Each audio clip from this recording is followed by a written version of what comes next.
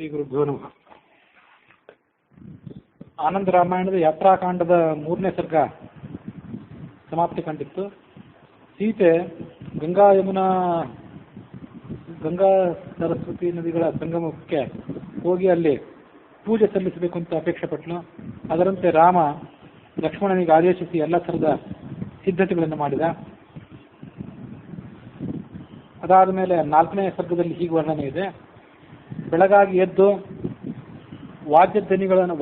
ಮಂಗಲವಾದ್ಯದ ಧ್ವನಿಗಳನ್ನು ಕೇಳಿ ಎದ್ದು ವಂದಿಮಾಗದರು ಮಾಡಿದಂಥ ಸ್ತುತಿಪಾಠವನ್ನು ಆಲಿಸುತ್ತಾ ಸೀತೆಯ ಜೊತೆಗೂಡಿ ನಿತ್ಯ ವಿಧಿಯನ್ನು ಮಾಡಿದ. ನಾನಾ ಥರದ ದಾನಗಳನ್ನು ಕೊಟ್ಟ. ಗೋಪಾಲ ಅನ್ನುವ ಹೆಸರಿನ ಒಬ್ಬ ಜ್ಯೋತಿಷ್ಕ ಆಚಾರ್ಯನನ್ನು ಕರೆದ. ಅವನಿಗೆ ನಮಸ್ಕಾರ ಮಾಡಿದ. ನಿನ್ನನ್ನು ನಾನು ಈ ಥರದ ಪ್ರಶ್ನೆ ಮಾಡ್ತೀನಿ. ಗಂಗಾ ನದಿಯ ತೀರಕ್ಕೆ ಹೋಗಬೇಕಾಗಿದೆ. ಒಂದು ಶ್ರೇಷ್ಠವಾದ ಮುಹೂರ್ತ ಇದ್ರೆ ಹೇಳು, ಸರಿಯಾಗಿ ವಿಚಾರ ಮಾಡಿ ಹೇಳು. ಆತ ಪಂಚಾಂಗ ಪಟ್ಟಂ ವಿಸ್ತಾರ್ಯ ಅಂತಿದೆ.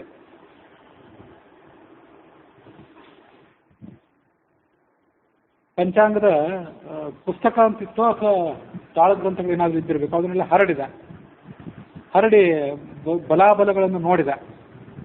ಇವತ್ತು ಒಳ್ಳೆಯ ಮುಹೂರ್ತ ಇದೆ. ಪೂರ್ವಯಾನೆ, ಬೆಳಗಿನ ಹೊತ್ತಿನಲ್ಲಿ ಒಂದು ಶ್ರೇಷ್ಠವಾದ ಮುಹೂರ್ತ ಇದೆ. ಪ್ರಥಮ ಪ್ರಹರ ಅಂತ ಹೇಳ್ತಾರೆ. ಮೊದಲನೇ ಪ್ರಹರದಲ್ಲಿ ಪುಷ್ಯ ನಕ್ಷತ್ರ ಅದರ ಜೊತೆಗೂಡಿದೆ. ಅದರ ಫಲವನ್ನು ಹೇಳ್ತೀನಿ, ಕೇಳು. ನ ಯೋಗಂ ನ ಚ ಲಗ್ನಂ ನ ತಾರಕಾ ಚಂದ್ರಬರಂ ಗುರೋಶ್ಚ ಯೋಗಿನ್ಯ ರಾಹುರ್ನ ತದೈವ ಕಾಲೇ ಸರ್ವಾಣಿ ಕಾರ್ಯಾಣಿ ಕರೋತಿ ಪುಷ್ಯಃ. ಯಾವುದೇ ಒಳ್ಳೆಯ ಯೋಗವಿಲ್ಲದೆ ಇದ್ರು, ಒಳ್ಳೆಯ ಲಗ್ನ ಇಲ್ಲದೆ ಇದ್ರೂ ಕೂಡ, ನಕ್ಷತ್ರ ಚಂದ್ರ ಗುರುಗಳ ಬಲವಿಲ್ಲದಿದ್ರೂ ಕೂಡ, ಶುಭ ಯೋಗಗಳು ಇಲ್ಲದೆ ಇದ್ರೂ ಕೂಡ, ಅನಿಷ್ಟಕಾರಿಯಾದಂತಹ ರಾಹುವಿನ ಸಂಕಟ ಇದ್ರೂ ಕೂಡ ಒಂದು ಪುಷ್ಯ ನಕ್ಷತ್ರ ಇದ್ರೆ ಸಾಕು. ಅದು ಎಲ್ಲ ಥರದ ಕೆಲಸಗಳಿಗೂ ಮಂಗಳದಾಯಕ. ಹಾಗಾಗಿ ನೀನು ಇವತ್ತು ಪುಷ್ಯ ನಕ್ಷತ್ರ ಇರೋದ್ರಿಂದ ಪ್ರಯಾಣ ಬೆಳೆಸು ಅಂತ ಹೇಳಿದ. ಅವನು ಜ್ಯೋತಿಷ್ಕನ ಮಾತನ್ನು ಕೇಳಿ ರಾಮ ಯಾತ್ರೆಗೆ ಸಿದ್ಧನಾದ. ಲಕ್ಷ್ಮಣನನ್ನು ಕರೆದು ಅವನಿಗೆ ಆಜ್ಞಾಪಿಸಿದ. ಭೇರಿ, ಮೃದಂಗ ಮೊದಲಾದ ನಾನಾ ವಾದ್ಯಗಳನ್ನು ವಾದನ ಮಾಡುವಂಥ ವ್ಯವಸ್ಥೆ ಮಾಡು. ಸೇನಾಯ ಸೂಚನಾರ್ಥಂ ಹಿ ಕರ್ತವ್ಯ ಪ್ರಥಮೋಧ್ವನಿ. ಇದು ಮೊದಲನೇ ಧ್ವನಿ. ಸೈನ್ಯ ಹೊರಲಿಕ್ಕೆ ಒಟ್ಟಾರೆ 2 ಅಥವಾ 3 ಧ್ವನಿಗಳಾಗಬೇಕು ಅಂತ ಇಲ್ಲೆಲ್ಲೋ ಮುಂದೆ ನೋಡ್ತೀವಿ ನಾವು. ಮೊದಲನೇ ಧ್ವನಿ ಆದ್ಮೇಲೆ ಸೈನ್ಯ ಸಿದ್ಧವಾಗಬೇಕು. 2ನೇ ಧ್ವನಿ ಕೇಳಿದ ಕೂಡಲೇ ಸೈನ್ಯ ಹೊರಡಬೇಕು. ಹಾಗೆ ಆಗಲಿ ಅಂದ. ಲಕ್ಷ್ಮಣ ಎಲ್ಲ ದೂತರಿಗೆ ಆಜ್ಞಾಪನೆ ಮಾಡಿದ. ನವವಾದ್ಯಗಳನ್ನು 9 ವಾದ್ಯಗಳನ್ನು ನುಡಿಸಿದರು. ವಸಿಷ್ಠ ಮೊದಲಾದ ಪುರೋಹಿತರನ್ನ ಕರೆದು ಅವರ ಜೊತೆಗೂಡಿ ಘೃತದಿಂದ ಕೂಡಿದಂಥ ಒಂದು ಶ್ರಾದ್ದವನ್ನು ಮಾಡಿದ. ಘೃತೇನ ಪ್ರಚುರಂ ಶ್ರಾದ್ದಂ. ಬಹುಶಃ ಅಲ್ಲಿ ಅನ್ನದ ಪಿಂಡ ಇತ್ಯಾದಿಗಳು ಇರ್ಲಿಕ್ಕಿಲ್ಲ. ಇದನ್ನು ನಾಂದಿ ಶ್ರಾದ್ದ ಅಂತ ಹೇಳ್ತಾರಲ್ಲ. ಅಂದರೆ ಯಾವುದೋ ಪ್ರಾಥಮಿಕ ಕಾರ್ಯ, ಮಂಗಳ ಕಾರ್ಯ ಮಾಡುವಂಥ ನಾಂದಿ ಶ್ರಾದ್ದ ಅಂತ ಕಾಣಿಸ್ತೇವೆ. ಘೃತದಿಂದ ಕೂಡಿದಂಥ ಶ್ರಾದ್ದ, ತುಪ್ಪದಿಂದ ಕೂಡಿದ ಶ್ರಾದ್ದ. ಗಣೇಶಾದಿ ದೇವತೆಗಳನ್ನ ಪೂಜೆ ಮಾಡಿದ. ಪೂಜೆ ಮಾಡಿ ಅದನ್ನೆಲ್ಲ ಮುಗಿಸ್ಕೊಂಡು ಪುರೋಹಿತರಾದ ವಸಿಷ್ಠರಿಗೆ ರಾಮ ಹೀಗೆ ಕೇಳ್ಕೊಂಡ. ನೀವು ನನ್ನ ಅಗ್ನಿಹೋತ್ರಗಳನ್ನು, ನಿತ್ಯ ನಾನು ಮಾಡಬೇಕಾದಂಥ ಅಗ್ನಿಹೋತ್ರ, ನನ್ನ ಅಗ್ನಿ ಇತ್ಯಾದಿ ಸಾಮಗ್ರಿಗಳನ್ನು ಸೇವಕರ ಮೂಲಕ ತೆಗೆದುಕೊಂಡು ಪುಷ್ಪಕ ವಿಮಾನದಲ್ಲಿ ನೀವು ಮುಂದೆ ಪ್ರಯಾಣ ಮಾಡಬೇಕು. ನನ್ನ ಸಹೋದರರು, ತಾಯಂದಿರು ಇವರನ್ನೆಲ್ಲ ಕರೆದುಕೊಂಡು, ಸಹೋದರರು ಮತ್ತು ತಾಯಂದಿರು, ಉಳಿದ ಬಂಧುಗಳನ್ನೆಲ್ಲ ಕರೆದುಕೊಂಡು, ಪುರದ ಪ್ರಜೆಗಳನ್ನು ನಿಮ್ಮ ಸಂಗಡ ಕರೆದುಕೊಂಡು ವಿಮಾನದಲ್ಲಿ ನೀವು ಪ್ರಯಾಣ ಮಾಡಬೇಕು.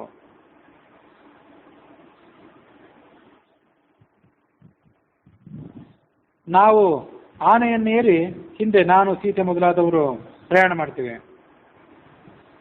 ಮತ್ತೆ ಸೀತೆಯನ್ನು ಕರೆದು ಕೇಳಿದೆ, ಯಾವ ವಾಹನವನ್ನು ಏರಿ ನೀನು ಪ್ರಯಾಣ ಮಾಡಬೇಕು ಅಂತ ಅಪೇಕ್ಷೆ ಪಡ್ತೀವಿ. ಆಗ ಅವಳು ಹೇಳಿದ್ಲು, ಕೆಲವು ಕ್ಷಣ ಆಲೋಚನೆ ಮಾಡಿ, ಕರಿಣ್ಯ ಗಮನಂ ಮಮ, ಹೆಣ್ಣಾನೆಯ ಮೇಲೆ ಪ್ರಯಾಣ ಮಾಡಬೇಕು ಅಂತ ಅಪೇಕ್ಷೆ ನನಗಿದೆ. ಅದು ನಿನಗೆ ಒಪ್ಪಿಗೆ ಆದರೆ ಅದನ್ನು ನಾನು ಮಾಡ್ತೀನಿ ಅಂದ್ಲು. ಲಕ್ಷ್ಮಣನನ್ನು ಕರೆದು ಸೀತೆಗೆ ನಾನಾ ದಿವ್ಯ ವಸ್ತ್ರಗಳನ್ನೆಲ್ಲ ಕೊಟ್ಟು ಅವಳನ್ನು ಪ್ರಯಾಣಕ್ಕೆ ಅಣಿಗೊಳಿಸಿದ. ಹಾಗೆ ತಾಯಂದಿರನ್ನು ಕೂಡ ಪ್ರಯಾಣಕ್ಕೆ ಸಿದ್ಧಗೊಳಿಸಿದ.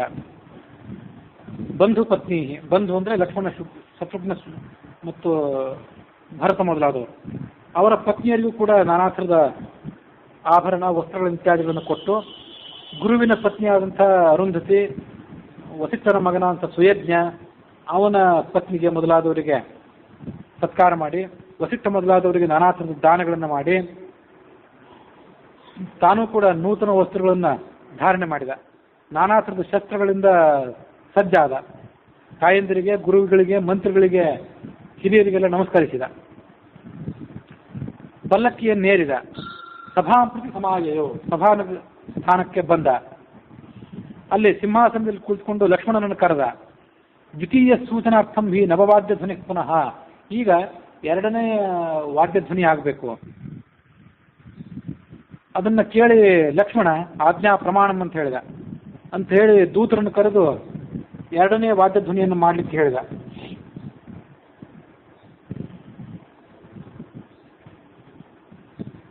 ಮತ್ತೊಮ್ಮೆ ಲಕ್ಷ್ಮಣನನ್ನು ಕರೆದು ಹೇಳಿದ, ಸುಮಂತ್ರನನ್ನ ಒಂದು ದೊಡ್ಡ ಸೈನ್ಯದ ಜೊತೆಗೂಡಿ ಇದೇ ನಗರದಲ್ಲಿ ಇರ್ಲಿಕ್ಕೆ ಹೇಳು. ಆತ ನಗರದ ರಕ್ಷಣೆಗಾಗಿ ಇಲ್ಲಿ ಸಜ್ಜಾಗಿರಲಿ. ಮುಂದೆ ಭರತ, ಅವನ ಹಿಂದೆ ಶತ್ರುಘ್ನ, ನನ್ನ ಹಿಂದೆ ನೀನು, ಅದಾದ ಬಳಿಕ ಸೀತೆ, ಇವರೆಲ್ಲರೂ ಕೂಡ ಬರಲಿ. ಸೀತೆಯ ಹಿಂಭಾಗದಲ್ಲಿ ಊರ್ಮಿಳ, ಆತನ ಹಿಂದೆ ಅವಳ ಹಿಂದೆ ಭರತನ ಪತ್ನಿ ಮಾಂಡವಿ, ಆಮೇಲೆ ಶತ್ರುಘ್ನನ ಪತ್ನಿ ಶ್ರುತಕೀರ್ತಿ, ಇವರೆಲ್ಲ ಹಿಂದೆ ಬರಲಿ.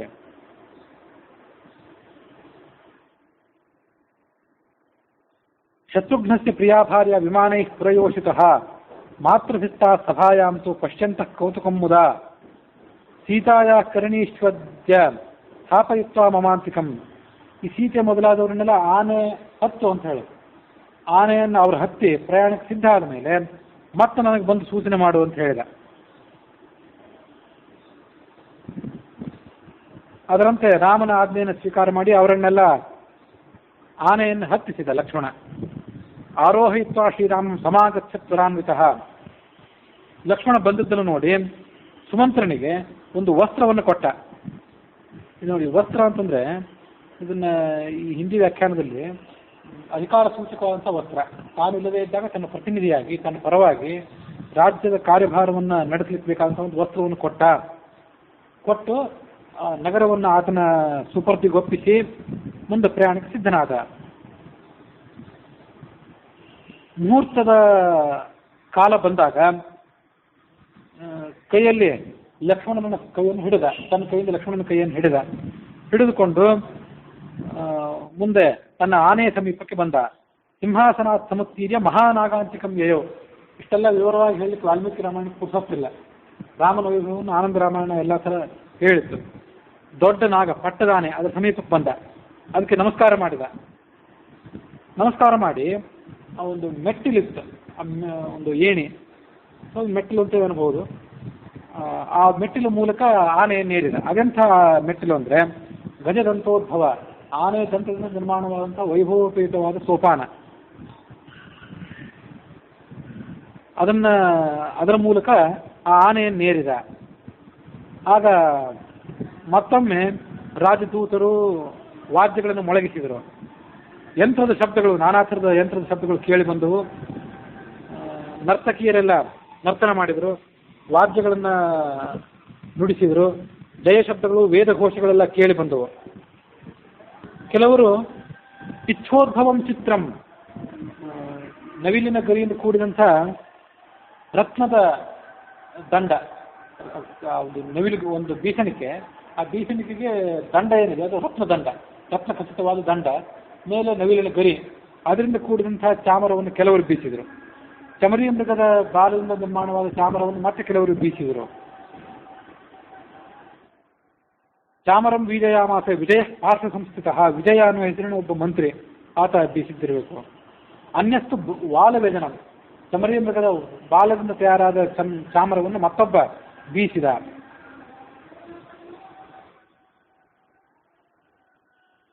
ಮತ್ತೊಬ್ಬ ದೊಡ್ಡ ಛತ್ರವನ್ನು ಹಿಡಿದುಕೊಂಡಿದ್ದ. ರತ್ನದಂಡಂ ಸುವಿಸ್ತೀರ್ಣಂ, ಆ ಛತ್ರಕ್ಕೆ, ರಾಜಯೋಗ್ಯವಾದ ಛತ್ರಕ್ಕೆ ಕೆಳಗೆ ರತ್ನದ ಖಚಿತವಾದ ದಂಡ ಇತ್ತು. ಕಲಶೈ ಶತಸಾಹಸ್ರೈ ಮುಕ್ತಾಹಾರೈ ಶೋಭಿತಂ, ಮತ್ತು ಆ ಛತ್ರದ ವೈಭವ ಹೇಗಿತ್ತು ಅಂದರೆ ಛತ್ರದ ಸುತ್ತಲೂ 1,00,000 ಕಲಶಗಳು ಅಂತ ಹೇಳ್ತದೆ ಆನಂದ ರಾಮಾಯಣ. ಸಣ್ಣ ಸಣ್ಣ ಮಕ್ಕಳ ಕಲಶಗಳಿದ್ದಿರಬೇಕು. ಒಂದು ವೇಳೆ ಕಲಶಗಳೇ ದೊಡ್ಡದಿದ್ದರೆ ಛತ್ರ ಬಹಳ ದೊಡ್ಡದಿದ್ದಿರಬೇಕು. ಅಂಥ ಛತ್ರವನ್ನು ರಾಮನ ವೈಭವಕ್ಕಾಗಿ ಹಿಡಿದಿದ್ರು.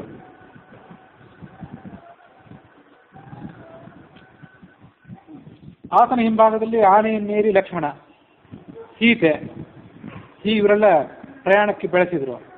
ಅವರು ಜಾಲರಂಧ್ರೈ ನಮಂತತಃ, ತಾವು ಆನೆಯನ್ನೇರಿದ ಏನು ಅಂಬಾರಿ ಇತ್ತು, ಆ ಅಂಬಾರಿಯ ಸುತ್ತಲಿನ ಜಾಲರಂಧ್ರ, ಸಣ್ಣ ಸೂಕ್ಷ್ಮವಾದ ಕೆತ್ತನೆ ಏನಿರ್ತದಲ್ಲ, ಅದರ ಮೂಲಕವೇ ಸುತ್ತಲಿನ ವಾತಾವರಣವನ್ನೆಲ್ಲ ಅವರು ಗಮನಿಸ್ತಿದ್ರು.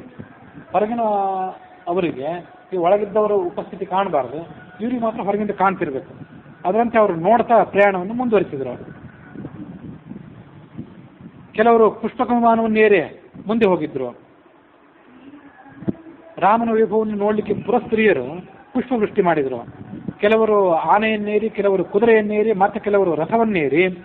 ನೇಮಿಲೇಕೋಪಮ ಸರ್ವೇ ಸ್ಥಿತಾಸ್ತೆ ರಾಮಪಾರ್ಶ್ವಯೋ, ಒಂದು ರಥ ಶಿಸ್ತುಬದ್ಧವಾಗಿ ಸಾಗುತ್ತಿದ್ರೆ, ನೆಲ ಒಂದು ವೇಳೆ ಕೆಸರುಮಯವಾಗಿದ್ದರೆ ಆ ರಥದ ಚಕ್ರದ ಗುರುತು ಹೇಗೆ ಕಾಣಿಸ್ತದಲ್ಲ, ಸ್ವಲ್ಪ ವ್ಯತ್ಯಾಸ ಇರುವಂತೆ ಕಾಣಿಸ್ತಿರ್ತೀವಲ್ಲ, ಅದರಂತೆ ಆ ಕುದುರೆ, ಆನೆ, ಒಂಟೆ ಇತ್ಯಾದಿ ವಾಹನಗಳ ಸಾಲು. ನೇಮಿ ಅಂದರೆ ರಥದ ಚಕ್ರ, ರಥದ ಚಕ್ರದ ಗುರುತು, ಆ ಗುರುತಿನಂತೆ ಅದೆಲ್ಲ ಕಾಣಿಸ್ತಾ ಇತ್ತು. ಅವರೆಲ್ಲ ಹಾರ ಬಂದು ಹೋತು. ಸುತ್ತಮುತ್ತಲಿನ ಪ್ರಜೆಗಳು ಹಾರದಂತೆ, ಹಾರ ಒಂದು ಚಿತ್ರಕ್ಕೆ ಅಥವಾ ಒಂದು ವಿಗ್ರಹಕ್ಕೆ ಹಾರ ಹಾಕಿದರೆ ಅದೆಷ್ಟು ನಿಯಮಬದ್ಧವಾಗಿ ಆ ಕಡೆ ಈ ಕಡೆ ಅಲುಗಾಡದಂತೆ ಹಾರ ನಿಂತ್ಕೊಂಡಿರ್ತದಲ್ಲ, ಆ ಹಾರದಂತೆ ಪ್ರಜೆಗಳೆಲ್ಲ ನಿಂತ್ಕೊಂಡಿದ್ರು. ಸರದಿಯಲ್ಲಿ, ಪಂಕ್ತಿಯಲ್ಲಿ ನಿಂತ್ಕೊಂಡಿದ್ರು. ಅವರು ರಾಮನಿಗೆ ನಮಸ್ಕಾರ ಮಾಡ್ತಿದ್ರು. ತನ್ನ ಕೈ ಕಮಲಗಳಿಂದ ಅವರು ಮಾಡಿದಂಥ ನಮಸ್ಕಾರಕ್ಕೆ ರಾಮ ಪ್ರತಿಯಾಗಿ ಅಭಿನಂದನೆ ಹೇಳ್ತಿದ್ದ. ಏವಂ ಗಚ್ಚತಿ ರಾಜೇಂದ್ರೇ ರಾಮಚಂದ್ರೇ ಶನೈಸ್ಪಥಿ ಗಜೋಪರಿ ಸವೀಣಾಸ್ತೆ ನಟಾಗಾನಂ ಪ್ರಚಕ್ರಿದೆ. ಇನ್ನೂ ಕೆಲವು ಆನೆಗಳನ್ನೇರಿ, ರಥಗಳನ್ನೇರಿ ನಟರು, ನರ್ತಕರು ಬರ್ತಿದ್ರು. ಅವರೆಲ್ಲ ವೀಣೆ ಮೊದಲಾದ ವಾದ್ಯಗಳನ್ನ ನುಡಿಸ್ತಿದ್ರು. ಹೂವಿನ ಉದ್ಯಾನವನಗಳು, ಆಮೇಲೆ ವರ್ತಕರ ಅಂಗಡಿಗಳು, ನಾನಾ ಥರದ ನರ್ತನ ಶಾಲೆಗಳು, ಇವುಗಳನ್ನೆಲ್ಲ ದಾರಿಯಲ್ಲಿದ್ದದನ್ನ ರಾಮ ನೋಡ್ತಾ ಆ ವಾದ್ಯಗಳ ಧ್ವನಿಯನ್ನು ಆಲಿಸುತ್ತಾ ಮುಂದೆ ಪ್ರಯಾಣ ಮಾಡಿದ. ಸ್ವಲ್ಪ ಪ್ರಯಾಣ ಮಾಡಿದ ಬಳಿಕ ಪಾಪ ಸೇನಾ ನಿವಾಸಾಯ, ಸೈನ್ಯದ ಮೊದಲನೇ ಬಿಡಾರ ಅಲ್ಲಿ ಬಂತು. ಆ ಸೈನ್ಯ ಮೊದಲನೇ ಬಿಡಾರದಲ್ಲಿ ಬಂದು ಇಳಿದುಕೊಂಡ. ಅದು ಅಯೋಧ್ಯೆಯಲ್ಲಿ ಆತನಿಗೆ ಯಾವ್ಯಾವ ವೈಭವ ಇರಬೇಕಾಗಿತ್ತು ಅಂಥ ಎಲ್ಲ ವೈಭವಗಳು ಅಲ್ಲಿತ್ತು. ಆನೆಯಿಂದ ಕೆಳಗಿಳಿದ. ಅಲ್ಲಿದ್ದವರು ಮೊದಲೇ ಅಲ್ಲಿ ಬಂದು ಆತನ ಸ್ವಾಗತಕ್ಕಾಗಿ ನಿಂತವರು ಆತನಿಗೆ ನಮಸ್ಕಾರ ಮಾಡಿದರು. ಅವರಿಗೆ ಈತ ಪ್ರತಿಯಾಗಿ ಅಭಿನಂದನೆ ಮಾಡಿದ. ಮತ್ತೆ ಲಕ್ಷ್ಮಣ ಆತನ ಸಮೀಪಕ್ಕೆ ಬಂದಿದ್ದ ಹೊತ್ತಿಗಾಗಲೇ. ಲಕ್ಷ್ಮಣನ ಕೈಯನ್ನು ಹಿಡಿದುಕೊಂಡು, ಲಕ್ಷ್ಮಣನ ಕೈಯನ್ನು ತನ್ನ ಕೈಯಿಂದ ಹಿಡಿದುಕೊಂಡು ಆ ಶಿಬಿರ ಏನಿತ್ತು, ಶಿಬಿರಕ್ಕೆ ಆತ ಪ್ರವೇಶಿಸಿದ. ಅಲ್ಲಿ ಸಿಂಹಾಸನದಲ್ಲಿ ಬಂದು ಕುಳಿತುಕೊಂಡ. ಸೀತೆ ಮೊದಲಾದ ಸ್ತ್ರೀಯರು ತಮಗೆ ಮೀಸಲಾಗಿದ್ದಂತಹ ಬಿಡಾರಗಳಿಗೆ ಬಂದು ತಲುಪಿದರು. ಲಕ್ಷ್ಮಣನಿಗೆ ಈ ಮುಂದಿನ ಮಾತನ್ನು ಹೇಳಿದ. ನಮ್ಮ ಸೈನಿಕರು, ನಮ್ಮ ದೂತರು, ನಮ್ಮ ಗಡಿ ಏನಿದೆ, ಸಾಮ್ರಾಜ್ಯದ ಗಡಿ, ಅಲ್ಲಿ ಎಲ್ಲ ಕಡೆ ಉಪಸ್ಥಿತರಿರಬೇಕು. ಕ್ರೋಶ ಮಾತ್ರೆ, ಒಂದೊಂದು ಕ್ರೋಶಕ್ಕೆ ಒಂದೊಂದು 100 ಸಂಖ್ಯೆಯ ದೂತರು ಉಪಸ್ಥಿತರಿರಬೇಕು. 3 ಮೈಲು ಅಂತ ಈಗೇನು ಹೇಳ್ತಾರೆ ಕ್ರೋಶ ಅಂತಂದ್ರೆ, ಒಂದೊಂದು ಕ್ರೋಶಕ್ಕೆ 100 ಜನ ಪ್ರತ್ಯೇಕ ಸಿಪಾಯಿಗಳು ಇರಬೇಕು. ಅವರೆಲ್ಲ ಅಲ್ಲಿ ಕಾವಲಿಗಾಗಿ ನಿಂತ್ಕೊಂಡಿರ್ಬೇಕು. ಒಂದೊಂದು ದಿಕ್ಕಿನಲ್ಲಿ ಕೂಡ ಮತ್ತು ಪ್ರತ್ಯೇಕವಾಗಿ ಸೈನ್ಯದ ತುಕಡಿಗಳಿರಬೇಕು. ಯೋಜನೋಪರಿ ಸೈಮಿತ್ರೆ ತು ಅಷ್ಟದಿಕ್ಷು ಸಮಂತತಃ. ಇದಲ್ಲದೆ ಪ್ರತಿಯೊಂದು ಯೋಜನಕ್ಕೆ, ಸೈನ್ಯದ ಬಿಡಾರದಿಂದ ಗಡಿಯ ತನಕ ಪ್ರತಿಯೊಂದು ಯೋಜನಕ್ಕೆ ಅಲ್ಲಿಯೂ ಕೂಡ 100 ಕುದುರೆ ಸವಾರರು ಉಪಸ್ಥಿತರಿರಬೇಕು. ಸೈನ್ಯದ ರಕ್ಷಣೆಗಾಗಿ, ನಮ್ಮೆಲ್ಲರ ರಕ್ಷಣೆಗಾಗಿ. ಹಾಗೆ ಆಗಲಿ ಅಂತ ಹೇಳಿದ ಲಕ್ಷ್ಮಣ, ರಾಮನ ಆಜ್ಞೆಯನ್ನು ಕೇಳಿ ಅದರಂತೆ ಎಲ್ಲವನ್ನು ಕೂಡ ನಡೆಸಿದ. ತಥೋ ವಿಪ್ರೈ ಸುಹೃದ್ದಿಶ್ಚ ವಿವಿಧಾನ್ನೈರ್ ಮನೋರಮೈ ಘೃತೇನ ಶ್ರಾದ್ದಶೇಷೇಣ ಭೋಜನಂ ರಾಘವೋ ವ್ಯಧಾತ್. ಮುಂದೆ ಬ್ರಾಹ್ಮಣರು ಮತ್ತು ಆಪ್ತರು ಇವರನ್ನೆಲ್ಲ ಕರೆದುಕೊಂಡು ಅವರ ಜೊತೆಗೂಡಿ ತುಪ್ಪದಿಂದ ಮಿಶ್ರಿತವಾದ ಭೋಜನವನ್ನು ಮಾಡಿದ. ಶ್ರಾದ್ದಶೇಷೇಣ, ಅದು ಬೆಳಗಿನ ಹೊತ್ತಿಗೆ ಏನು ಶ್ರಾದ್ದ ಮಾಡಿದ್ದ, ಆ ಶ್ರಾದ್ದದ ಶೇಷವಾದಂಥ ಯಜ್ಞಶಿಷ್ಟವಾದ ಅಮೃತ ಅಂತ ಏನು ಕರೆದುಕೊಳ್ತದೆ ಅಂಥ ಭೋಜನವನ್ನು ಮಾಡಿದ. ಬಂದವರಿಗೆಲ್ಲ ತಾಂಬೂಲ ಸಮೇತವಾದ ದಕ್ಷಿಣೆಯನ್ನು ಕೊಟ್ಟ. ಮುಖಶುದ್ಧಿಯನ್ನು ಮಾಡಿಕೊಂಡ.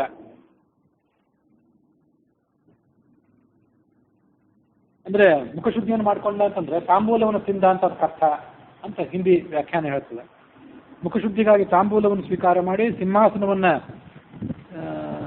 ಏರಿ ಕುಳಿತುಕೊಂಡ. ಮಧ್ಯಾಹ್ನ ಕಾಲದಲ್ಲಿ ನಾನಾ ಥರದ ಶಾಸ್ತ್ರ ವೇದಾಂತ ಇತ್ಯಾದಿಗಳನ್ನು ಕೇಳಿದ. ಸಾಯಂಕಾಲದ ಸಮಯ ಬಂದಾಗ ಸಂಧ್ಯಾವಂದನಾದಿಗಳನ್ನು ಮಾಡಿದ. ಕೃತ್ವಾ ಹೋಮಂ, ಸಾಯಂಕಾಲದ ಅಗ್ನಿ ಕಾರ್ಯವನ್ನು ಮಾಡಿದ. ಕೃತ್ವಾ ಹೋಮಂ ಯಥಾವಿಧಿ. ಈ ಹೋಮದ ಬಗ್ಗೆ ಬಂದಾಗ ಆ ಉಪಾಸನದ ಬಗ್ಗೆ ವೈಶ್ವದೇವದ ಬಗ್ಗೆ ಎಲ್ಲ ಸಾಕಷ್ಟು ಪಂಡಿತನೆಲ್ಲ ಕೇಳಿದ್ದೆ ಮೊನ್ನೆ. ಇನ್ನು ಅದ್ರ ಬಗ್ಗೆ ಒಂದು ಪ್ರಸ್ತಾವ ಅಷ್ಟೇ. ವಿವಾಹ ಇವತ್ತು ಬೆಳಗ್ಗೆ ಒಬ್ಬನ ವಿವಾಹ ಆದರೆ ಇವತ್ತು ಸಾಯಂಕಾಲದಿಂದ ಅವನಿಗೆ ಈ ಉಪಾಸನ ಮತ್ತು ವೈಶ್ವದೇವ ಇವೆರಡನ್ನೂ ಮಾಡ್ಲಿಕ್ಕೆ ಅಧಿಕಾರ ಇವತ್ತು ಸಾಯಂಕಾಲದಿಂದ ಶುರು ಆಗಬೇಕು. ಆದರೆ ಪರಿಸ್ಥಿತಿ ಏನಂತಂದ್ರೆ ಈಗಲ್ಲ, ಅಥವಾ ಪ್ರಾಯಶಃ ಅದು ಅವಾಗಲೂ ಹಾಗೆ ಆಗ್ತಿತ್ತೇನೋ, ಅಥವಾ ಅವಾಗ ಸಾಧ್ಯ ಆಗ್ತಿತ್ತು, ಈಗ ಆಗ್ತಿರ್ಲಿಕ್ಕಿಲ್ಲ, ಕ್ರಮೇಣ ಅದು ಬಿಟ್ಟು ಹೋಗಿರ್ಬೇಕು. ವಿವಾಹದ ಸಾಯಂಕಾಲದಿಂದನೇ ಆ ಉಪಾಸನ ಅಂದರೆ ಅಗ್ನಿಯಲ್ಲಿ ಹೋಮ ಮಾಡೋದು ಮತ್ತೆ ಹೊಸ ಅಡಿಗೆಯನ್ನು ಮಾಡಿಸಿ ಹೋಮ ಮಾಡೋದು, ವೈಷ್ಣದೇವ ಮಾಡೋದು ಇವೆರಡು ಸಾಧ್ಯ ಆಗದಿದ್ರೆ ಅವ್ರು ಸಾಯಂಕಾಲ. ಅದಕ್ಕೆ ಪ್ರತಿಯಾಗಿ ಏನು ಮಾಡಬೇಕಂದ್ರೆ ನಾಳೆ ದಿವಸ ಬೆಳಿಗ್ಗೆ ಉಪಾಸನವನ್ನು ಮಾಡಬೇಕು ಮತ್ತು ವೈಷ್ಣದೇವನು ಮಾಡಬೇಕು. ಹಿಂದಿನ ಸಾಯಂಕಾಲಕ್ಕೆ ಸಂಬಂಧಪಟ್ಟಂಥ ಉಪಾಸನ, ಹಿಂದಿನ ಸಾಯಂಕಾಲಕ್ಕೆ ಸಂಬಂಧಪಟ್ಟಂಥ ವೈಷ್ಣದೇವ, ಅದೆರಡನ್ನು ನಾಳೆ ಬೆಳಗ್ಗೆ ಮಾಡಬೇಕು ಪ್ರಾಯಶ್ಚಿತ್ತಾರ್ಥವಾಗಿ. ಅದಲ್ಲದೆ ಮತ್ತು ಇವತ್ತು ಬೆಳಗ್ಗೆದನ್ನು ನಾಳೆ ಬೆಳಗ್ಗೆದನ್ನು ಮಾಡಬೇಕು. ಅಂತೂ ಇದು ಹೀಗೆ ಮುಂದುವರಿಬೇಕು ಪ್ರತಿನಿತ್ಯ. ಇವತ್ತು ಬೆಳಿಗ್ಗೆ ನಾನು ಮಾಡೋದಂತಂದರೆ ನಿನ್ನೆ ಸಾಯಂಕಾಲದ ಉಪಾಸನ ಮತ್ತು ವೈಶ್ವದೇವ, ಇವತ್ತು ಬೆಳಗ್ಗಿನ ಉಪಾಸನ ಮತ್ತು ವೈಶ್ವದೇವ ಇವೆರಡನ್ನು ಮಾಡ್ತಾ ಹೋಗಬೇಕು ಅಂತ ಇದು ಒಂದು ಪದ್ಧತಿ. ಅಯೋಧನ ಪುರಾಣಿಕರು ರಚನೆ ಮಾಡಿದ್ದು ಈ ನಿತ್ಯಾನುಷ್ಠಾನ ಪದ್ಧತಿಯಲ್ಲಿ ಏನಿದೆ, ಅದಕ್ಕಾಗಿ ಈ ಉಪಾಸನ ವೈಶ್ವದೇವವನ್ನು ಅವರು ಕೂಡಿಸಿ ಹೇಳ್ತಾರೆ. ಉಪಾಸನವನ್ನು ಮಾಡದೇ ಇದ್ರೆ ಗೃಹಸ್ಥರಿಗೆ ದೊಡ್ಡ ದೋಷ ಇದೆ, ಅದನ್ನೆಲ್ಲರೂ ಮಾಡಲೇಬೇಕು. ಅಗ್ನಿ ಕಾರ್ಯ ಮಾಡಬೇಕಾದ್ದು ಬ್ರಹ್ಮಚಾರಿಗಳಿಗೆ ಹೇಗೆ ಕಡ್ಡಾಯನೋ, ಉಪಾಸನ ಮಾಡಬೇಕಾದ್ದು ಗೃಹಸ್ಥರಿಗೆ ಕಡ್ಡಾಯ. ಮತ್ತು ವೈಶ್ವದೇವ ಏನಿದೆ ಮನೆಯಲ್ಲಿ ಒಬ್ಬರು ಮಾಡಬೇಕು. ವೈಶ್ವದೇವಕ್ಕೂ ಉಪಾಸನಕ್ಕೂ ವ್ಯತ್ಯಾಸ ಏನಂತಂದ್ರೆ, ಉಪಾಸನವನ್ನು ಪ್ರತಿಯೊಬ್ಬ ಗೃಹಸ್ಥ ಮಾಡಬೇಕು, ಅಗ್ನಿ ಕಾರ್ಯವನ್ನು ಪ್ರತಿಯೊಬ್ಬ ಗೃಹಸ್ಥ ಮಾಡಬೇಕು. ವೈಶ್ವದೇವವನ್ನು ಪ್ರತಿಯೊಬ್ಬ ವ್ಯಕ್ತಿ ಮಾಡಬೇಕಾಗಿಲ್ಲ. ಒಂದು ಮನೆಯಲ್ಲಿ ಒಬ್ಬ ಹಿರಿಯ ಮಾಡಬೇಕು, ಒಂದು ಅಡಿಗೆ ಆದಾಗ ಅದನ್ನೆಲ್ಲ ಊಟ ಮಾಡೋದಾದ್ರೆ. ಮನೆಗಳು ಬೇರೆ ಬೇರೆ ಇದ್ದರೆ ಅಲ್ಲಿ ಮತ್ತೊಂದು ಅಡಿಗೆ ಆಗೋಂಗಿದ್ರೆ ಪ್ರತ್ಯೇಕ ಮತ್ತೊಬ್ಬ ಮಾಡಬೇಕು. ಇದು ಉಪಾಸನ ಮತ್ತು ವೈಶ್ವದೇವ.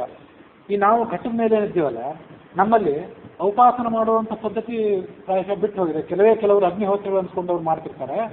ಆದರೆ ಉಡುಪಿ ಕಡೆಯವರಲ್ಲಿ ಈ ಉಪಾಸನ ಮತ್ತು ವೈಶ್ವದೇವನ್ನು ಮಾಡೋದೆಲ್ಲ ಹೆಚ್ಚು ಬಳಕೆಯಲ್ಲಿದೆ ನಮ್ಮ ಕಡೆಗಿಂತ ಹೆಚ್ಚು ಅಂತ ಕೇಳಿ ಬಂತು ನನಗೆ ಈ ಸುದ್ದಿ. ಅದಕ್ಕೆ ಆದರೆ ಈ ಉಪಾಸನ ಮತ್ತು ವೈಶ್ವದೇವನ್ನು ಎರಡನ್ನೂ ಪ್ರತ್ಯೇಕವಾಗಿ ಮಾಡೋದು ಕಷ್ಟ. ಒಂದು ಸಂಧ್ಯಾವಂದನೆ ಮಾಡಬೇಕು, ದೇವ್ರ ಪೂಜೆ ಮಾಡಬೇಕು, ನೈವೇದ್ಯ ಮಾಡಬೇಕು, ಇನ್ನು ಉಪಾಸನ ವೈಶ್ವದೇವ ಬಲಿಹರಣ ಇದೆಲ್ಲ ಮಾಡಿ ಮುಗಿಯೋದು ಯಾವುದು, ಅದರಲ್ಲೂ ಈಗಿನ ಕಾಲದ ಧಾವಂತದಲ್ಲಿ. ಅದಕ್ಕಾಗಿ ಏನು ಮಾಡ್ತಾರೆ ಅಂತಂದರೆ ಅವೆರಡನ್ನು ಒಗ್ಗೂಡಿಸ್ತಾರೆ ಪುರಾಣಿಕರು. ಸಂಕಲ್ಪ ಮಾಡಿಸುವಾಗ ಸಾಯಂ ಪ್ರಾತಃ ಉಪಾಸನ ಪೂರ್ವಕಂ ವೈಶ್ವದೇವಂ ಕರಿಷ್ಯ ಅಂತ ಸಂಕಲ್ಪ ಮಾಡಿಸಿಬಿಡ್ತಾರೆ. ಆ ಉಪಾಸನಕ್ಕೂ ವೈಶ್ವದೇವಕ್ಕೂ ಆಹುತಿಗಳು ಹೆಚ್ಚು ಕಡಿಮೆ ಒಂದೇ ಇದೆ. ಅದಕ್ಕಾಗಿ ಉಪಾಸನ ಪೂರ್ವಕವಾಗಿ ವೈಶ್ವದೇವ ಮಾಡುವಂಥ ಪದ್ಧತಿ ಇದೆ. ಆ ಉಪಾಸನೆ ಮಾಡುವಾಗ ಹೆಂಡತಿ ಆರಕ್ಕೆ ಪಕ್ಕದಲ್ಲಿರಬೇಕು, ತುಪ್ಪ ಸಮೇತವಾದ ಅಕ್ಕಿಯನ್ನು ಹಾಕಿ ಕೊಡಬೇಕು. ಹಾಕಿ ಕೊಟ್ಟಿದ್ದ ನಿಂತು ಸ್ವೀಕಾರ ಮಾಡಿ ಅಗ್ನಿಗೆ ಆಹುತಿ ಹಾಕಬೇಕು ಅಂತಿದೆ. ಅಗ್ನಿ ಆ ಹೆಂಡತಿ ಯಾವಾಗಲೂ ಅಲ್ಲಿ ಇರಬೇಕು, ಗಂಡ ಹೆಂಡತಿ ಪ್ರತ್ಯೇಕ ಆಗುವಂತೆ ಇಲ್ಲ. ಒಂದು ವೇಳೆ ಆಕೆ ಕೊಡ್ಲಿಕ್ಕೆ ಆಗದಿದ್ರೆ ಆಕೆ ಎಲ್ಲರೂ ಸಮೀಪದಲ್ಲಿ ಇರಬಹುದು ಅಂತ ಇನ್ನು ಕೆಲವರು ಹೇಳ್ತಾರೆ. ಪಕ್ಕದಲ್ಲಿದ್ದು ತುಪ್ಪ ಸಮೇತವಾದ ಅಕ್ಕಿಯನ್ನು ಕೊಡಬೇಕು ಅಂತ ಕೆಲವರು, ಆಕೆ ಕೊಡ್ಲಿಕ್ಕೆ ಆಗದಿದ್ರು ಅಲ್ಲಿ ಆವರಣದಲ್ಲಿ ಇರಬೇಕು ಆಕೆ ಅಂತ ಇನ್ನು ಕೆಲವರ ಅಭಿಪ್ರಾಯ. ಒಂದು ವೇಳೆ ಆಕೆ ಅಲ್ಲಿ ಇಲ್ಲದೇ ಇದ್ರೆ ಎಡಗೈಯಿಂದ ನೀವು ಹಿಂಗೆ ತಗೊಳ್ಬೇಕು ಬಲಗೈಗೆ, ಹೆಂಡತಿ ಕೊಟ್ಟಿದ್ದಾಳೆ ಅನ್ನೋ ಅನುಸಂಧಾನದೊಂದಿಗೆ ಅಂತ ಇಷ್ಟ ಆ ಉಪಾಸನದ ಬಗ್ಗೆ ಕೆಲವರು ಮಾಹಿತಿ ಹೇಳ್ತಾರೆ.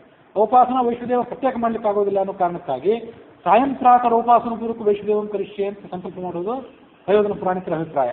ಉಳಿದ ಈ ಸಂಗ್ರಹಾನುಷ್ಠಾನ ಪದ್ಧತಿ, ನಿತ್ಯಾನುಷ್ಠಾನ ಪದ್ಧತಿ ಇತ್ಯಾದಿ ಕಡೆಗಳಲ್ಲಿ ಪ್ರಾತಃ ಸಾಯಂ ಅಂತಲೇ ಹೇಳ್ತಾರೆ. ನೀವು ಇವತ್ತು ಬೆಳಿಗ್ಗೆ ಮಾಡಿದರೆ ಈಗ ಬೆಳಿಗ್ಗೆದ್ದು ಮತ್ತು ಇವತ್ತು ಸಾಯಂಕಾಲದ್ದು, ಹಾಗೆ ನಾಳೆ ಬೆಳಿಗ್ಗೆ ಮತ್ತು ನಾಳೆ ಸಾಯಂಕಾಲದ್ದು, ಹೀಗೆ ಬಹುತೇಕರು ಮಾಡ್ತಾರೆ.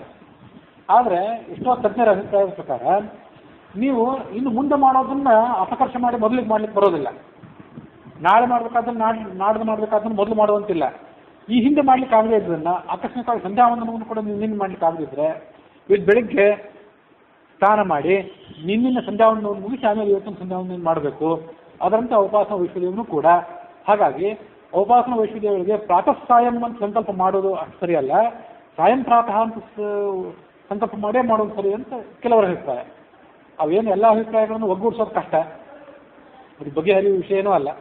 ಆದರೂ ಅವ್ರು ಹೇಳಿದ್ದೊಂದು ಸರಿ ಅಂತ ಅನಿಸ್ತು ನನಗೆ. ಹಿಂದೆ ಹೇಳಿದ್ದಕ್ಕೆ ಹಿಂದೆ ಮಾಡ್ಲಿಕ್ಕೆ ಆಗದೆ ಇದ್ರೂ ಪ್ರಾಯಶ್ಚಿತ್ತ ರೂಪವಾಗಿ ಇವತ್ತು ಮಾಡೋದು ಉಪಾಸನಾ ವೈಶ್ವದೇವ ಎರಡು ಅಂತ ಆಕಸ್ಮಿಕವಾಗಿ ನೆನಪಿಗೆ ಬಂತು ಹೇಳಿದೆ.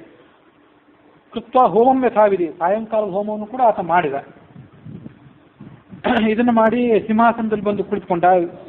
ನರ್ತಕಿಯರ ನರ್ತನವನ್ನ ನೋಡಿ ಆನಂದಿಸಿದ.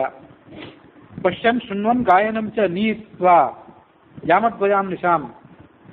3 ಯಾಮದ ರಾತ್ರಿ ಅಂತ ಏನಿರ್ತದಲ್ಲ, ಅದರಲ್ಲಿ 2 ಯಾಮದ ರಾತ್ರಿ ಕಳೆದ ಬಳಿಕ ಪರ್ಯಂಕದಲ್ಲಿ ಸೀತೆಯ ಜೊತೆಗೆ ಮಲಗಿದ. 2ನೇ ದಿವಸ ಅಲ್ಲೇ ಇದ್ದ. ಕೌತುಕೈ ನೀತ್ವ ಸಮಗ್ರಂ ಸುದಿನಂ. ನಾನಾ ಥರದ ಮಂಗಲ, ನಾನಾ ಥರದ ಕುತೂಹಲದ ವಿಷಯಗಳು ಈ ಮೂಲಕವಾಗಿ ಅದನ್ನು ಕಳೆದ ಆ 2ನೇ ದಿವಸವನ್ನು ಕೂಡ. ತೃತೀಯ ದಿವಸೇ ಪುನಃ 3ನೇ ದಿವಸ ಬಂದಾಗ ಹಿಂದಿನಂತೆ ವಾದ್ಯಘೋಷಗಳ ಸಮೇತನಾಗಿ ಎದ್ದು ಮತ್ತು ಮುಂದಿನ ಸೇನಾ ಬಿಡಾರಕ್ಕೆ ಹೋದ. ಆವತ್ತಿನ ಕೆಲಸ ಎಲ್ಲ ಮುಗಿಸಿ ಅಲ್ಲಿ ಕೆಲವು ದಿನಗಳು ವಾಸ ಮಾಡಿದ. ಕ್ವಚಿತ್ ದಿನ ಅತಿಕ್ರಮ್ಯ ಕ್ವಚಿತ್ 2-3 ರಾಘವ. ಕೆಲವು ಕಡೆ ಒಂದು ಸೇನಾ ಬಿಡಾರದಲ್ಲಿ ಒಂದೇ ದಿವಸ, ಇನ್ನು ಕೆಲವು ಕಡೆ 2 ದಿವಸ, ಮತ್ತು ಕೆಲವು ಕಡೆ 3 ದಿವಸ ಹೀಗೆ ವಾಸ ಮಾಡಿಕೊಂಡಿದ್ದ. ನಾನಾ ಥರದ ಕೌತುಕಗಳನ್ನ ಸುತ್ತಮುತ್ತಲು ನಡೆಯುವಂಥ ವಿದ್ಯಮಾನಗಳನ್ನೆಲ್ಲ ನೋಡಿ ಆನಂದಿಸಿದ. ರಂಜಯನ್ ಜನಕಾತ್ಮಜಾನ್, ತಾನು ಆನಂದಿಸಿದ್ದಲ್ಲದೆ ಸೀತೆಗೂ ಸಂತೋಷ ಆಗುವಂತೆ ವರ್ತಿಸಿದ. 1 ತಿಂಗಳು ಹೀಗೆ ಪ್ರಯಾಣ ಮಾಡಿದ. ರಾಜ ಪರಿವಾರ ನಿಧಾನವಾಗಿ ಪ್ರಯಾಣ ಮಾಡುತ್ತಿದ್ದ.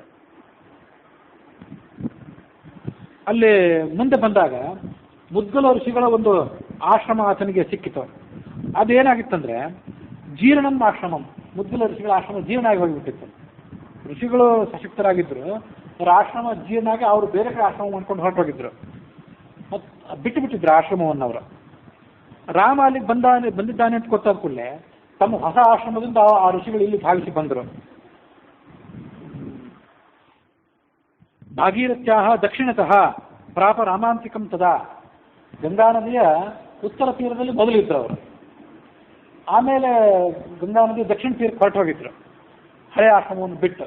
ರಾಮ ಬಂದಿದ್ದಾನೆ ಅಂತ ಗೊತ್ತಾಗ್ತಿಲ್ಲ ದಕ್ಷಿಣ ದಿಕ್ಕಿನಿಂದ ಮತ್ತೆ ರಾಮನ ಕಡೆಗೆ ಬಂದರು. ರಾಮನು ಕೂಡ ಅವರನ್ನು ನೋಡಿ ನಮಸ್ಕರಿಸಿ ಅವರನ್ನ ಆಧರಿಸಿದ. ಆ ಶಿಬಿರದಲ್ಲಿ ಅವರನ್ನು ಕೂಡಿಸಿಕೊಂಡ. ಅವರನ್ನ ಹೀಗೆ ವಿನಯದಿಂದ ಕೇಳಿದಂತೆ, ನೀವು ಈ ಹಳೆಯ ಆಶ್ರಮವನ್ನು ಬಿಟ್ಟಿರೇಕೆ, ಹೊಸ ಆಶ್ರಮಕ್ಕೆ ಹೋಗ್ಲಿಕ್ಕೆ ಏನು ಕಾರಣ? ಆಗ ಆ ಮಾತನ್ನು ಕೇಳಿ ಅವರಂದ್ರು, ಅದ್ಯ ಧನ್ಯೋಸ್ಮ್ಯಹಂ ರಾಮ ನಿವೃತ್ತಂ ವನವಾಸತಃ. ಇವತ್ತು ನಾನು ಧನ್ಯ ಆಗಿದ್ದೇನೆ ಅಂದ್ರು ಅವರು. ಯಾಕೆಂದ್ರೆ ನೀನು ವನವಾಸ ಮುಗಿಸಿ ಬರ್ತಿದ್ದನ್ನು ನಾನು ನೋಡ್ತಿದ್ದೇನೆ. ನನ್ನ 2 ಕಣ್ಣುಗಳು ಬಹಳ ಕಾಲದ ನಂತರ ನಿನ್ನನ್ನು ನೋಡುವಂತಾಗಿದೆ. ಈ ಹಿಂದೆ ನೀನು ನನ್ನ ಆಶ್ರಮಕ್ಕೊಮ್ಮೆ ಬಂದಿದ್ದೆ. ಅದು ಯಾವಾಗ ಅಂತಂದ್ರೆ ವಾಲ್ಮೀಕಿ ರಾಮಾಯಣದಲ್ಲಿ ಆ ಕಥೆ ಬಂದಿರಲಿಲ್ಲ, ಆನಂದ ರಾಮಾಯಣಕ್ಕಂತ ಕಥೆ ಬಂದಿತ್ತು. ಈ ರಾಮನ ಪರಿವಾರ, ರಾಮ ದಶರಥಾದಿಗಳ ಪರಿವಾರ ವಿವಾಹವನ್ನು ಮುಗಿಸ್ಕೊಂಡು, ಸೀತಾದಿಗಳ ಜೊತೆ ವಿವಾಹ ಮುಗಿಸ್ಕೊಂಡು ಮಿಥಿಲಾಪಟ್ಟಣದಿಂದ ಅಯೋಧ್ಯೆಗೆ ಬರುವಾಗ ಆ ಗಂಗಾ ನದಿಯ ಉತ್ತರ ತೀರದಲ್ಲಿ ಈ ಋಷಿಗಳಿದ್ರು, ಮುದ್ಗಲ ಋಷಿಗಳು. ಅಲ್ಲಿ ಕೆಲವು ರಾಜರು ರಾಮನ ಮೇಲೆ ದಂಡೆತ್ತಿ ಬಂದರು. ಸೀತೆಯನ್ನು ಅವರು ಕೂಡ ಅಪೇಕ್ಷೆ ಪಟ್ಟಿದ್ರು.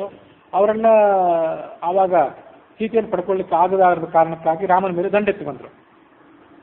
ಅದರಲ್ಲಿ ರಾವಣನೂ ಇದ್ದನೇನೋ, ಅದು ನನಗೆ ನೆನಪಿಲ್ಲ. ಆಗ ಆ ಕಥೆಯನ್ನು ಹೇಳಿ ಆಗಿದೆ, ಈಗ ಸರಿಯಾಗಿ ನೆನಪಿಲ್ಲ ಅಷ್ಟೇ. ರಾವಣನ ಶಸ್ತ್ರದ ಏಟಿನಿಂದಲೋ ಮತ್ತಾರ ಶಸ್ತ್ರದ ಏಟಿನಿಂದಲೋ ಭರತ ಮೂರ್ಛೆ ಹೋಗಿದ್ದ. ಆ ಭರತನ ಪ್ರಾಣ ರಕ್ಷಣೆಗಾಗಿ ಭರತ ಪ್ರಾಣ ರಕ್ಷಾರ್ಥಂ ತದಾ ನೀತಾಮಮಾಶ್ರಮಾತ್ ದಿವ್ಯೌಷಧ. ಲಕ್ಷ್ಮಣನನ್ನ ಆ ಆಶ್ರಮಕ್ಕೆ ಕಳಿಸಿದ್ದ ರಾಮ. ದಿವ್ಯೌಷಧಿಗಳನ್ನ ಲಕ್ಷ್ಮಣ ಮುದ್ಗಲ ಋಷಿಗಳ ಆಶ್ರಮದಿಂದ ತೆಗೆದುಕೊಂಡು ಬಂದು ಭರತನ ಪ್ರಾಣ ಉಳಿಸಿದ್ದ.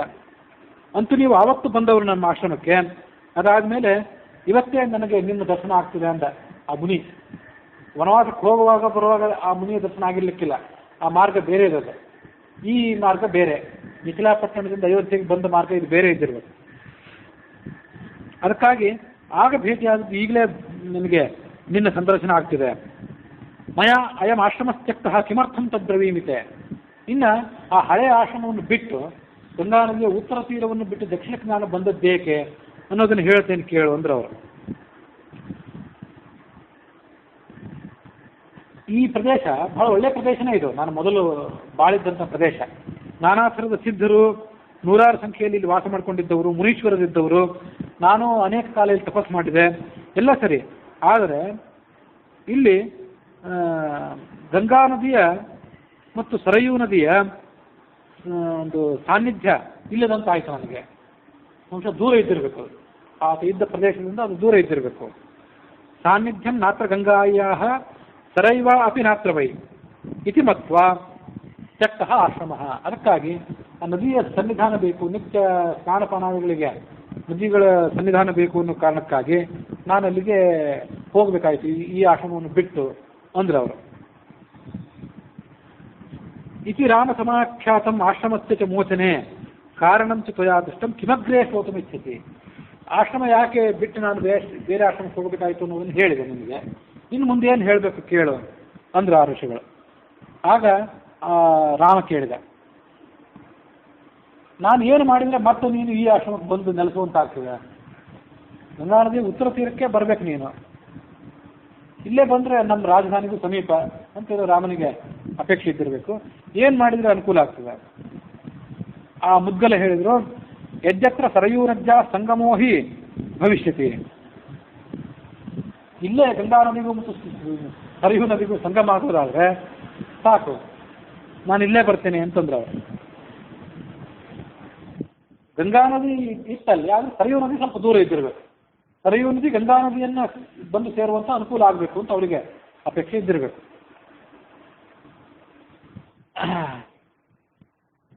ಯಜ್ಜತ್ರ ಸರಯೂ ನದ್ಯಾ ಜಾಹ್ನವ್ಯಾ ಸಂಗಮೋಹಿ ಭವಿಷ್ಯತಿ. ಅವರಿಬ್ಬರಿಗೂ ಆಯಾದ ನದಿಗಳು ಸಂಗಮ ಆಗುವುದಾದರೆ ನಾನಿಲ್ಲಿ ಸುಖವಾಗಿ ವಾಸ ಮಾಡ್ತೇನೆ. ಅದನ್ನು ಕೇಳಿ ರಾಮ, ಇಷ್ಟೆಲ್ಲ ಯಾಕೆ ಹೇಳ್ತಿದ್ಯಾ? ಸರಯೂ ನದಿಗೆ ಏನು ಮಹತ್ವ?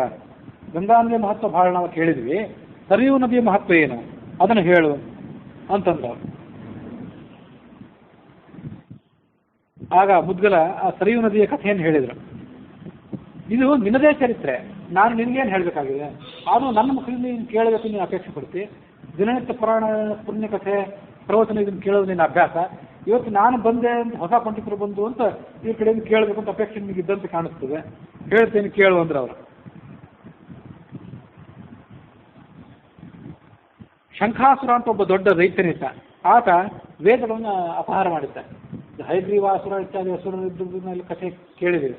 ಈ ಶಂಖಾಸುರ ಅಂತ ಇನ್ನೊಂದು ಹೇಳ್ತಾರೆ. ವೇದಗಳನ್ನು ಕದ್ದ, ಅವುಗಳನ್ನೆಲ್ಲ ಸಮುದ್ರದಲ್ಲಿ ಹಾಕಿಬಿಟ್ಟ, ತಾನು ಸಮುದ್ರದಲ್ಲಿ ಅಡಗಿಕೊಂಡ್ಬಿಟ್ಟ ಆ ರಾಕ್ಷಸ. ಅದ್ರದ್ದು ಸಂಕೇತ ಹೇಳೋದು ಕಷ್ಟ. ನಮ್ಮ ಬುದ್ಧಿಗೆ ಭಾಳ ಎಷ್ಟೋ ದಿವಸಗಳಿಂದ ವರ್ಷಗಳಿಂದ ಆಲೋಚನೆ ಮಾಡಿದೆ. ಆ ವೇದಗಳನ್ನೇ ಕದಿಯೋದು ಅಂದ್ರೆ ಏನರ್ಥ? ವೇದದ ಪುಸ್ತಕಗಳನ್ನು ಕದಿಯೋದು ಅಂತ ಅರ್ಥನೇ? ಪುಸ್ತಕ ಅಂದ್ರೆ ಹಾಳೆ ತಾಳ ಗ್ರಂಥಗಳ ಪುಸ್ತಕವನ್ನು ಕದಿಯೋದು ಅಂತ ಅರ್ಥವ? ಅಥವಾ ಚತುರ್ಮುಖ ಬ್ರಹ್ಮ ಆ ವೇದಗಳನ್ನು ಪಠನ ಮಾಡ್ತಿದ್ದಾಗ ಅದನ್ನು ಕದ್ದು ಕೇಳಿಸ್ಕೊಂಡ ಅಂತ ಅರ್ಥನೋ? ಅಥವಾ ಅದರ ಪುಣ್ಯವನ್ನು ತಾನು ಕದ್ದ ಅಂತ ಅರ್ಥನೋ? ಹೀಗೇನು ಅಂತ ಅದಕ್ಕೇನೋ ಒಂದು ಸಂಕೇತ ಅಂತು. ಕೇವಲ ಪುಸ್ತಕಗಳನ್ನೇ ಪುಸ್ತಕದ ಪೆಟ್ಟಿಗೆಯನ್ನೇ ಹೊತ್ಕೊಂಡು ಹೋದ ಅಂತ ಅನ್ನೋದು ಕಷ್ಟನೇ.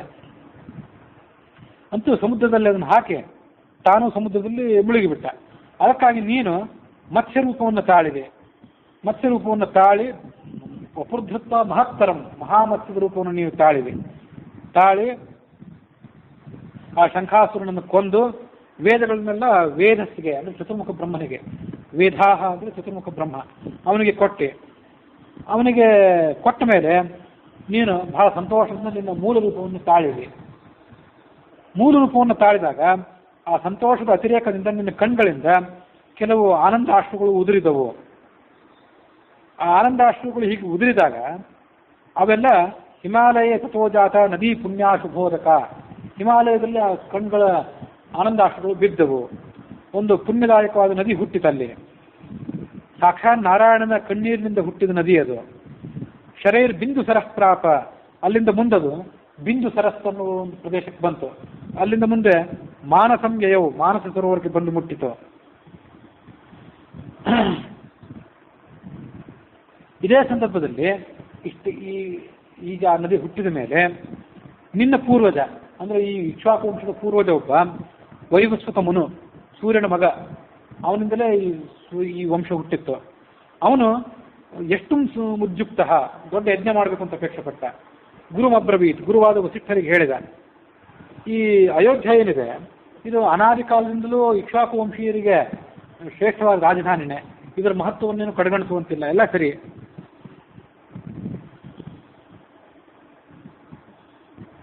ರಚಿತ ನಿಜವಾಸಾರ್ಥಂ ಅತ್ರ ಯಜ್ಞಂ ಕರೋಮ್ಯಹಂ, ಇಲ್ಲೊಂದು ಯಜ್ಞ ಮಾಡಬೇಕು ಅಂತ ಅಪೇಕ್ಷೆ ಪಡ್ತೇನೆ. ನಿನಗೆ ಅಂದ್ರೆ ಗುರುಗಳಿಗೆ ನಿಮಗೆ ಸಮ್ಮತ ಆದರೆ ನಾನು ಯಜ್ಞ ಮಾಡ್ತೀನಿ ಅಂತ ಅವನು. ತದಾ ತತ್ಸುತ್ವ ಗುರು ಅಬ್ರವೀತ್, ಆ ಮಾತನ್ನು ಕೇಳಿ ಗುರು ಒಂದು ಮಾತನ್ನು ಹೇಳಿದ, ಅತ್ರ ತೀರ್ಥಂ ವರಂ ನಾಸ್ತಿ ನಾಸ್ತಿ ಶ್ರೇಷ್ಠ ವರಾ ನದಿ. ಆಗ ಸರಯು ಅಲ್ಲಿ ಇರಲಿಲ್ಲಂತೆ, ಅಯೋಧ್ಯೆ ಸಮೀಪದಲ್ಲಿ. ಇವತ್ತಲ್ಲಿದೆ ಅದು, ಅದು ಆಗಿರಲಿಲ್ಲ. ಒಂದು ಒಳ್ಳೆಯ ತೀರ್ಥ ಇಲ್ಲ ಇಲ್ಲಿ, ಒಳ್ಳೆಯ ನದಿ ಇಲ್ಲ. ನಿನಗೆ ಇಲ್ಲೇ ಯಜ್ಞ ಮಾಡಬೇಕು ಅಂತ ಏನಾದರೂ ಅಪೇಕ್ಷೆ ಇದ್ರೆ ಒಂದು ಉತ್ತಮವಾದ ನದಿಯನ್ನು ಮಾನಸ ಸರೋವರದಿಂದ ಇಲ್ಲಿ ಸೆಳೆದುತ್ತಾ ಅಂದ್ರು ಆ ಗುರುಗಳು. ಆ ಗುರುಗಳ ಮಾತನ್ನು ಕೇಳಿ ಆ ವೈವಸ್ವತಮನು ಏನು ಮಾಡಿದ, ಟಣತ್ಕಟ್ಟ ಮಹಚ್ಚಾಪಂ, ತನ್ನ ಬಿಲ್ಲನ್ನು ಕೈಯಲ್ಲಿ ಹಿಡ್ಕೊಂಡು ಅದನ್ನು ಹೆದೆ ಏರಿಸಿ ಅದನ್ನು ಒಂದ್ಸರಿ ಮೀಟಿದ. ಒಂದು ಟಣತ್ಕಾರದ ಶಬ್ದ ಕೇಳಿ ಬಂತು. ಬಾಣವನ್ನು ಕೂಡ ಹೂಡಿದ. ಆ ಬಾಣವನ್ನು ಮಾನಸ ಸರೋವರದ ಮೇಲೆ ಹೂಡಿದಾಗ ಮಾನಸ ಸರೋವರದ ತೀರವನ್ನು ಸೀಳಿ ಆ ನದಿ ಅಲ್ಲಿಂದ ಹೊರಗೆ ಬಂತು. ಅದನ್ನು ಅಯೋಧ್ಯೆ ಕಡೆಗೆ ಆತ ಸೆಳೆದ, ತನ್ನ ಬಾಣಗಳ ಮೂಲಕ ಅದಕ್ಕೊಂದು ಮಾರ್ಗ ತೋರಿಸಿದ. ಶರ ಅಂದರೆ ಬಾಣ, ಆ ಬಾಣದ ಮೂಲಕವಾಗಿ ಅದಕ್ಕೊಂದು ಹೀಗೆ ದಾರಿ ಎಳೆದ. ಅದು ಅಲ್ಲಿಂದ ಸೆರೆದು ಈ ಕಡೆ ಬಂತು ನದಿ. ಪಂಥಾನಂ ದರ್ಶಯನ್ನಿವ ಶರಮಾರ್ಗಾನುಸಾರೇಣ ಅಯೋಧ್ಯಾಯಾಂ ಪ್ರಾಪವೈ ನದಿ. ಶರದ ಮಾರ್ಗ, ಬಾಣದ ಮಾರ್ಗವನ್ನು ಅನುಸರಣೆ ಮಾಡಿ ಆ ನದಿ ಅಲ್ಲಿಂದ ಇಲ್ಲಿಗೆ ಬಂದಿದ್ದರಿಂದ ಅದು ಈ ಪೂರ್ವದ ಪ್ರದೇಶಕ್ಕೆ ಬಂತು, ಅಯೋಧ್ಯೆಯ ಪೂರ್ವದ ಪ್ರದೇಶಕ್ಕೆ ಅದು ಬಂತು.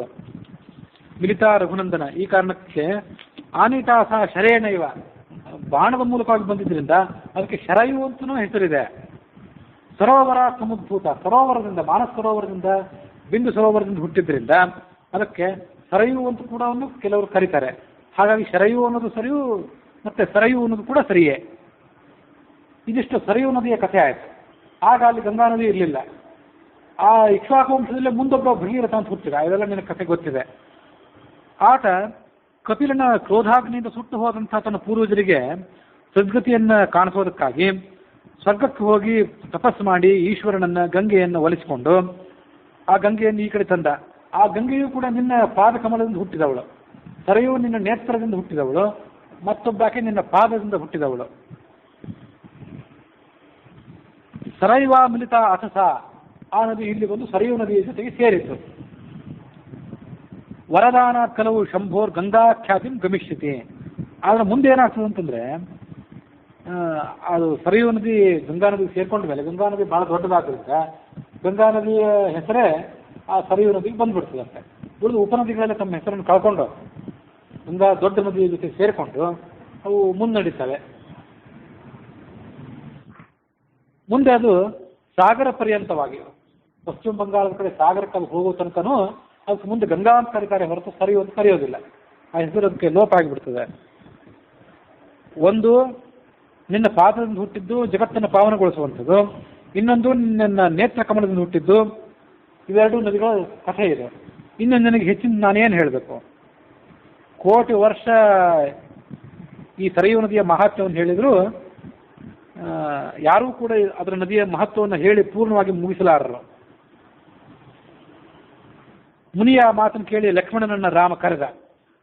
ಸರಯು ನದಿಯನ್ನ ಬಾಣವನ್ನು ಬಿಟ್ಟು ಈ ಕಡೆ ಎಳೆದುಕೊಂಡು ಬಾ, ಇದು ನನ್ನ ಆಜ್ಞೆ ಅಂದ ಲಕ್ಷ್ಮಣ.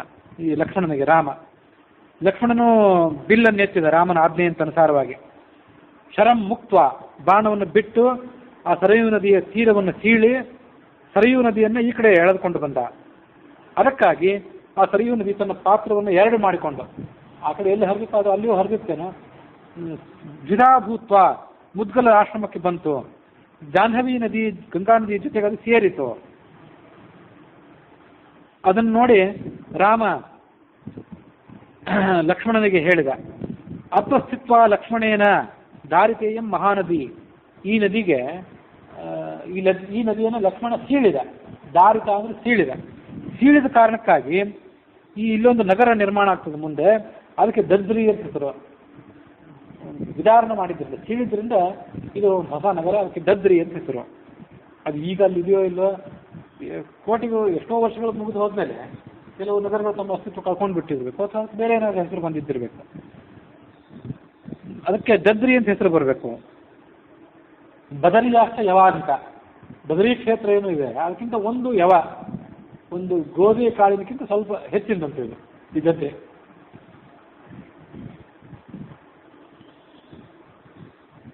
ನೀನು ಮುದ್ಗಲನ್ನು ಕೂಡ ಇಲ್ಲಿ ವಾಸ ಮಾಡಬೇಕು ಅಂತ ರಾಮ ಹೇಳಿದ. ನಿನ್ನ ವಾಸದಿಂದ ಈ ಕ್ಷೇತ್ರ ಪವಿತ್ರ ಆಗ್ತದೆ ಅಂತ ಆ ಋಷಿಗೆ ರಾಮ ಸೂಚನೆ ಮಾಡಿದ. ಮುಂದೆ ಸೀತೆಯನ್ನು ಕರೆದು ಮುದ್ಗಲರು ಇದೇ ಆಶ್ರಮದಲ್ಲಿ ನೀನು ವಾಸ ಮಾಡುವಂತ ಅವಳಿಗೂ ಹೇಳಿದ. ನೀತಾ ಸರಯೂ ನದಿ, ಇಲ್ಲೇ ಸರಯೂ ನದಿ ಇದೆ, ಲಕ್ಷ್ಮಣ ಮಾಡಿದ ಒಂದು ಕೌತುಕವನ್ನು ನೀನು ನೋಡುವಂತ ಅವಳಿಗೆ ಹೇಳಿದ.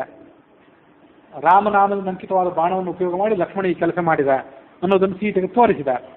ನೀನು ಉಳಿದೆಲ್ಲ ಸುಮಂಗಲಿಯರ ಜೊತೆಗೆ ತಾಯಂದಿರ ಜೊತೆಗೆ ಇಲ್ಲಿ ಸೇರಿ ಪುಷ್ಪಕ ವಿಮಾನವನ್ನೇರಿ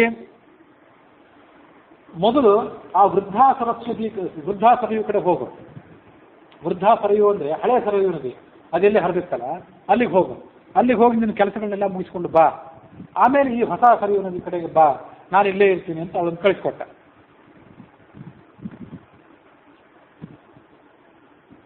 ಜಾಹ್ನವ್ಯ ಸಂಗಮಂ ತ್ವಂ ಹಿ ಗಚ್ಚಸ್ವ ಗುರುನಾಥ್ ವಿಜಯ್. ಸವಿಸ್ತಾರವಾಗಿ ಪೂಜೆ ಮಾಡಿಕೊಂಡು ಆಗಚ್ಚಸ್ವ ಶೀಘ್ರ ಮಿತ್ಲಾ ಕಡೆ ಬಾ, ನಾನು ನಿನಗಾಗಿ ಇಲ್ಲಿ ಕಾಯ್ದಿರ್ತೇನೆ. ಇದು ಮುದ್ಗಲನ ಸನ್ನಿಧಾನ ಇದ್ದಿದ್ದರಿಂದ ವಿಶೇಷ ಪವಿತ್ರ ಇದು. ನವೀನ ಸರಯೂ ನದಿ ಈ ಕಡೆ ಇದೆ. ಮತ್ತೆ ಈ ಹೊಸ ಸರಯೂ ನದಿ ಮತ್ತು ಗಂಗಾ ನದಿ ಸೇರಿದ ಜಾಗದಲ್ಲಿ ನಾನು ಮತ್ತು ನೀನಿಬ್ಬರು ಸೇರಿ ಮತ್ತೆ ಪೂಜೆ ಮಾಡೋಣ. ಈಗ ನೀನು ಆ ಕಡೆ ಹೋಗುವಂತ ಅವಳನ್ನು ಕಳಿಸಿಕೊಟ್ಟ. ಅದರಂತೆ ರಾಮನ ಆಜ್ಞೆಯನ್ನು ಸ್ವೀಕಾರ ಮಾಡಿ ಅವಳು ಪೂಜಾ ಸಾಮಗ್ರಿಗಳನ್ನೆಲ್ಲ ತೆಗೆದುಕೊಂಡು ಪ್ರಯಾಣಕ್ಕೆ ಸಿದ್ಧಳಾದ್ಲು. ಅದಕ್ಕಿಂತ ಮೊದಲು ಸಾಯಂಕಾಲ ಆಗಿದ್ದರಿಂದ ತನ್ನ ಬಿಡಾರಕ್ಕೆ ಆಕೆ ತಲುಪಿದ್ಲು ಅನ್ನುವಲ್ಲಿಗೆ ಇತಿ ಶ್ರೀಮದ್ ಆನಂದ ರಾಮಾಯಣೆ ಯಾತ್ರಾಕಾಂಡೆ ಸರಯೂ ದ್ವಿಧಾಕರಣ. ಸರಯೂ ನದಿಯನ್ನು ಬೇರ್ಪಡಿಸಿದ್ದು ಅನ್ನುವ ಕಥೆ ಇದು. ಚತುರ್ಥ ಸರ್ಗ, 4ನೇ ಸರ್ಗ ಅಲ್ಲಿ ಮುಕ್ತಾಯ ಆಗಿದೆ.